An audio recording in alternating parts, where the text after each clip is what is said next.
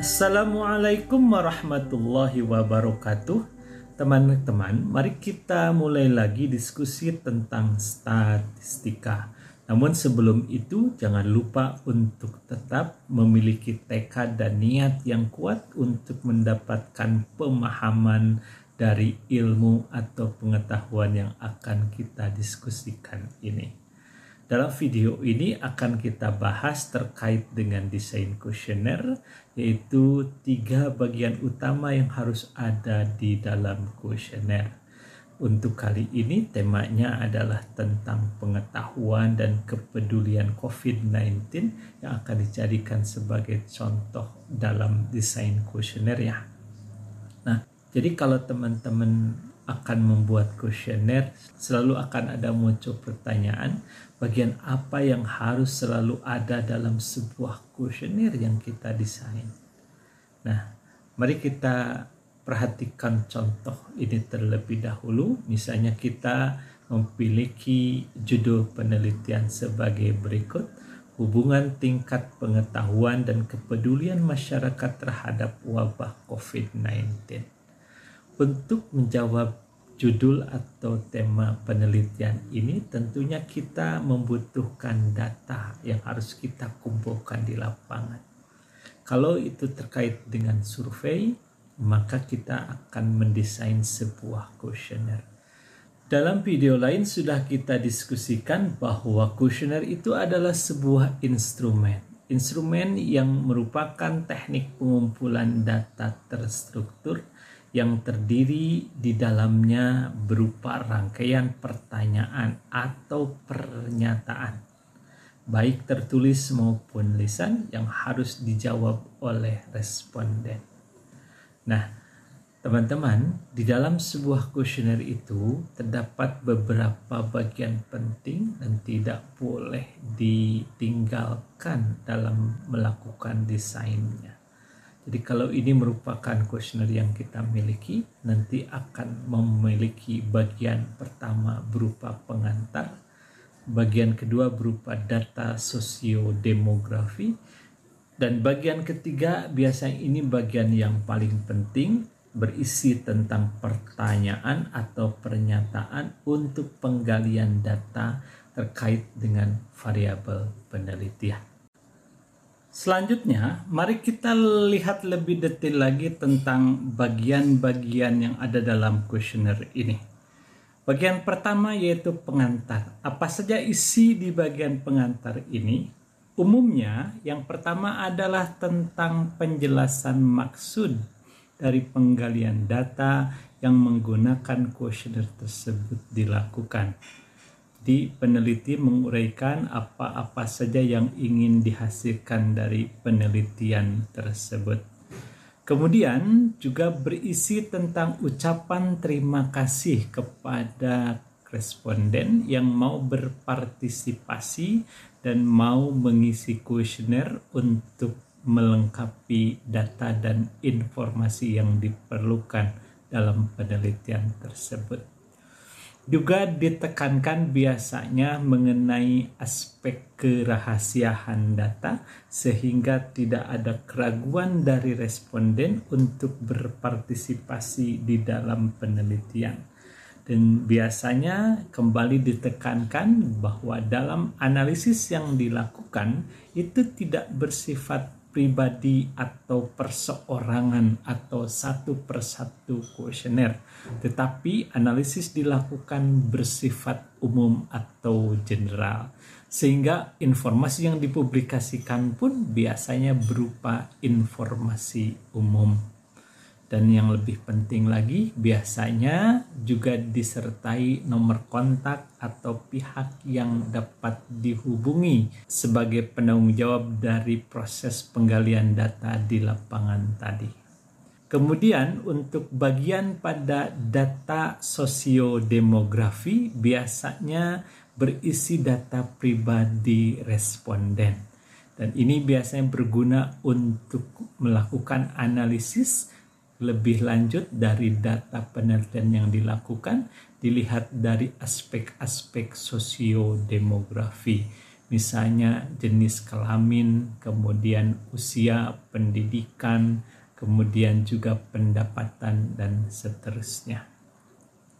Nah, untuk kuesioner yang bersifat sensitif, biasanya penggalian data sosiodemografinya ada hal-hal yang tidak digali lebih lanjut atau tidak ditanyakan. Biasanya berupa identitas nama atau data pribadi yang bersifat unik seperti NIK atau nomor induk kependudukan atau NIP nomor induk pegawai, karena itu akan memudahkan penelusuran data dan biasanya ditakutkan oleh responden sehingga hal-hal seperti tadi tidak usah dicantumkan atau ditanyakan dalam kuesioner. Kemudian data sosiodemografi ini juga memerlukan teknik tertentu supaya tidak mengurangi keinginan ataupun kemauan responden ikut serta dalam penggalian data dalam kuesioner tersebut, maka penempatannya juga bisa diatur, bisa di bagian awal atau bisa di bagian akhir, terserah kepada peneliti bagaimana hal terbaik ataupun yang cocok dilakukan. Namun tetap kita pegang adalah efektivitas penggalian datanya itu sendiri. Teman-teman, lalu apa yang ada di bagian inti dari kuesioner? Nah, ini biasanya berupa pertanyaan atau pernyataan untuk menggali data tentang variabel-variabel penelitian. Lalu, dari mana pertanyaan atau pernyataan tersebut diperoleh? Nah, teman-teman, ini diperoleh dari judul ataupun tema penelitian yang dimiliki oleh peneliti atau kita sebagai orang yang ingin mengkaji suatu permasalahan atau suatu tema. Jadi, misalnya tadi judul penelitian kita adalah hubungan tingkat pengetahuan dengan kepedulian masyarakat terhadap wabah COVID-19. Perhatikan baik-baik judul ini. Kita memiliki variabel sebagai berikut. 1. Tingkat pengetahuan. Ini adalah variabel pertama. Lalu variabel apa lagi? Ini ada kepedulian. Ini merupakan variabel kedua. Jadi dari judul atau tema penelitian bisa diidentifikasi variabel-variabel apa saja yang terlibat ataupun yang ingin diteliti di dalam penelitian tersebut. Dengan melihat judul tadi, kita temukan ada 2 variabel di sini, yaitu tingkat pengetahuan tentang wabah COVID-19 dan juga adalah kepedulian masyarakat tentang COVID-19 tersebut. Nah, dari variabel pertama dan kedua ini, selanjutnya akan kita turunkan kepada indikator. Dan juga nanti pada akhirnya akan menjadi item-item pertanyaan atau pernyataan. Indikator ini sendiri biasanya akan sangat bergantung kepada tinjauan pustaka atau landasan teori yang kita pergunakan di dalam penelitian tersebut. Jadi variabel ini kemudian kita analisis dan kita akan turunkan kepada indikator-indikator yang akan dijadikan sebagai acuan untuk mengukur ataupun mengumpulkan data terkait penelitian tadi. Sedangkan kalau untuk pertanyaan atau pernyataan yang dibuat nanti dalam kuesioner, tugas kita adalah kita harus memilih scaling teknik atau teknik penskalaan yang cocok untuk pertanyaan atau pernyataan yang kita desain di dalam kuesioner tadi. Banyak pilihannya seperti yang sudah dijelaskan di video-video lain, ada Likert scale, ada semantic differential scale, kemudian ada staple scale, dan seterusnya. Masih banyak lagi yang lainnya. Selanjutnya, mari kita lihat bagaimana indikator-indikator tadi diturunkan dari variabel penelitian kita. Misalkan tadi dari judul yang kita miliki, variabel pertamanya adalah tentang pengetahuan, kemudian variabel keduanya adalah tentang kepedulian. Sekali lagi, cara kita menurunkan menjadi indikator itu akan bergantung kepada referensi atau tinjauan pustaka yang kita pergunakan dalam melakukan penelitian. Biasanya akan lebih mudah apabila kita menggunakan referensi dari penelitian-penelitian yang sudah dilakukan. Misalkan dalam contoh ini, ketika kita mendesain kuesioner, indikator pengukuran sebuah pengetahuan tentang COVID-19 itu kita miliki adalah yang pertama, bagaimana pengetahuan responden mengenai gejala fisik penderita COVID-19. Ini karena lebih mudah. Karena untuk gejala-gejala yang bersifat medis lainnya, rasanya yang lebih tahu itu adalah para tenaga medis dan orang awam tidak akan dengan mudah melihatnya. Indikator kedua adalah kita akan menggali pengetahuan responden mengenai bahaya serangan COVID-19. Apa saja yang menjadi bahayanya, tahu atau tidak mereka. Lalu indikator ketiga, misalnya kita akan melihat dari sisi bagaimana cara penjagaan serangan COVID-19 itu. Mereka tahu nggak cara mencegahnya atau menghindarinya? Nah, misalnya kita menggunakan 3 indikator ini. Ya, tapi sekali lagi belum tentu juga harus 3, bisa 4 atau bisa 2 atau bisa jumlah yang lain. Untuk kepedulian, katakanlah kita akan menggunakan indikator terkait dengan bagaimana upaya melindungi diri sendiri yang dilakukan oleh responden. Lalu bagaimana misalnya dilihat dari sisi menjaga keselamatan orang sekitar atau orang lain yang ada di sekitar responden. Lalu juga misalnya akan digali dari indikator tentang perilaku dalam menjalankan prosedur kesehatan atau prokes terkait COVID-19-nya seperti apa. Nah, ini contoh variabel pertama, pengetahuan, memiliki 3 indikator. Variabel kedua, kepedulian, memiliki 3 indikator.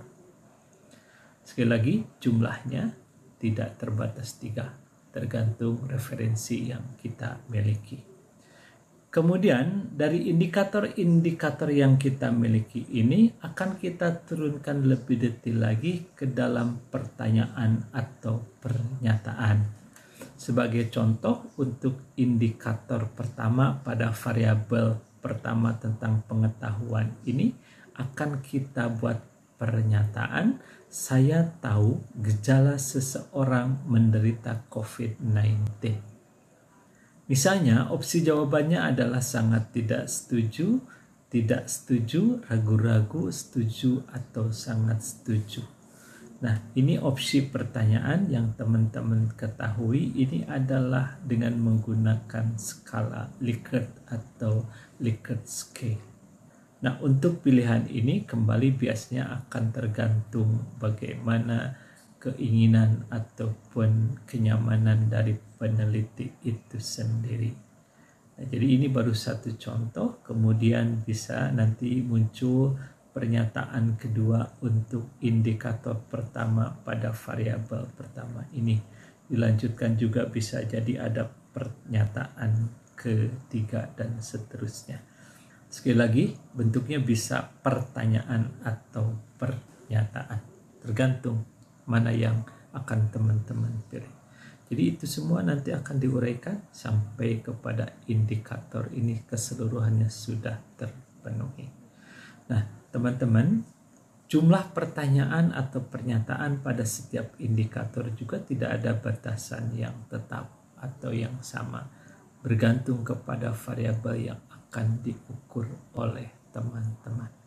Nah, jadi kalau ini sudah lengkap semua, jadilah nanti sebuah kuesioner yang utuh, yang kira-kira bentuknya akan seperti ini. Sekali lagi, Jadi nanti akan terdiri dari pengantarnya, kemudian ada data sosiodemografi, misalnya kita tempatkan di bagian akhir, dan yang tengah ini adalah tentang inti atau penggalian data penelitian itu sendiri. Teman-teman, dalam melakukan desain kuesioner, biasanya prosesnya itu tidak mudah. Sehingga perhatikan beberapa catatan berikut. Desain itu dilakukan berulang-ulang, tidak dalam satu kali proses desain kemudian langsung jadi. Sehingga nanti teman-teman harus melakukan proses tes and retest, kemudian menguji validitas dan reliabilitas dari kuesioner tersebut. Dalam video lain nanti kita akan bahas apa itu validitas, apa itu reliabilitas. Secara singkat saya sampaikan dulu bahwa validitas ini adalah ukuran yang menunjukkan bahwa kuesioner yang kita desain itu akan mampu mengukur apa yang ingin kita ukur. Jadi kalau ingin mengukur berat badan, katakanlah hasilnya memang berat badan yang tergambarkan di sana.